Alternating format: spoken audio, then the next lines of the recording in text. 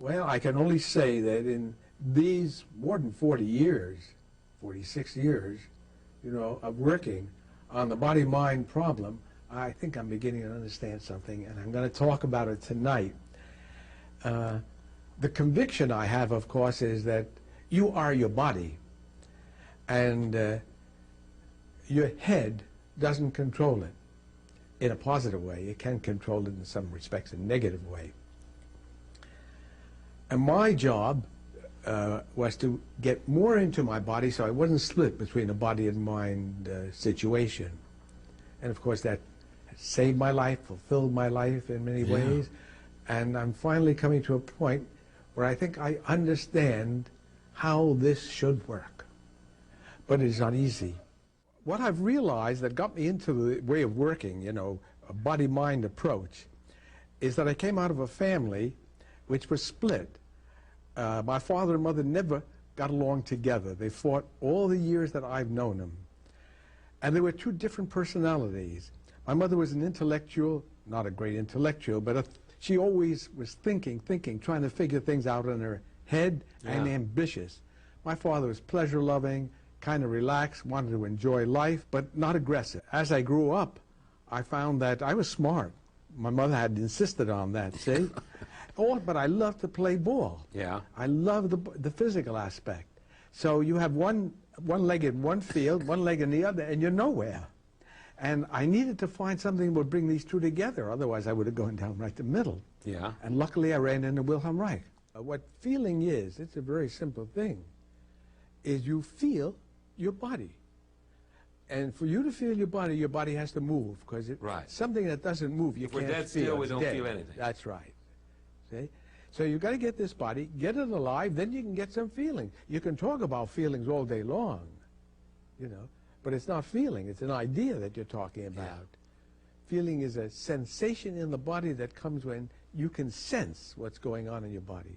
You can have good feelings and bad feelings, but if you don't sense your body, you're just a spirit, what do I call it, a disenchanted spirit that's wandering around and doesn't know where to go, who he is or who she is.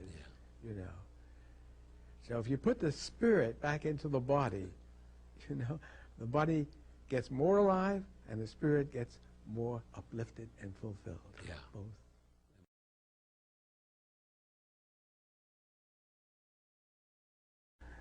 Now, the basic things I want to talk about in the next few sections about grounding, breathing, vibration. It's the three basic bioenergetic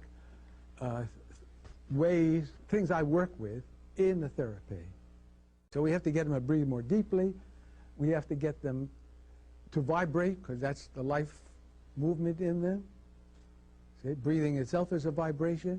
I was in therapy with Reich for 3 years, and it was a body therapy mostly. We didn't do much talking, and focused on breathing. Well, breathing, most important thing in life. If you don't breathe, you don't have any life, you know? You're not alive. And he knew something about breathing. And I had some great experiences in that session. And it really changed my life. Grounding is the basic principle that created bioenergetics. But it's got a specific meaning in terms of our body, grounding, see? It puts us in contact energetically with the earth, literally. When you lose contact with your body, you enter a little bit of an insane world. That's what insanity is. Yeah. You become unreal, and you don't feel yourself in a human way. And you see a lot of that going on around here. And I'm afraid that's going to get worse.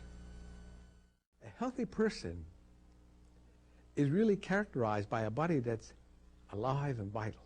Right. Eyes that shine, a voice that's resonant, a manner that's soft, a sense of grace, a carriage that's dignified, and not dominated by his ego, with a sense of humility when he talks about things. Right. So I have to find that in myself, and if I find it in myself, I try to share it with my patients and help them reach it. It's a long road. We know that feelings are movement. You feel an internal movement. We know that in order for it to move, there has to be energy. Energy creates movement. That's the nature of energy.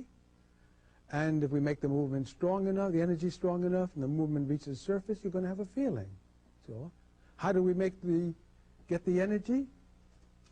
Well, I suppose you have to eat, right? If you don't eat, you don't have any energy. But basically, you also have to breathe. You cut off feelings by stopping the energetic process by holding your breath or diminishing your breathing. It's a basic you cannot otherwise do it. If your breathing is free and full, your energy is strong, you have strong feelings, and you have to deal with them. Cutting off your breathing, the feeling slowly, like the fire goes out because there's no oxygen going into the fire. You know that about fires. And now it's cool and calm, and your mind can think. You have to feel it. You have to begin to feel it. Yeah, so feeling is where bioenergetics is at. Yeah. And unfortunately, feeling is not where the world is at right Right. now. See, the problem that we have is that the culture is not a body culture. Absolutely. It's a head-end oriented culture. More and more. More and more, emphasizing thinking and power and not feeling. Feeling is the last thing that enters the picture of modern life.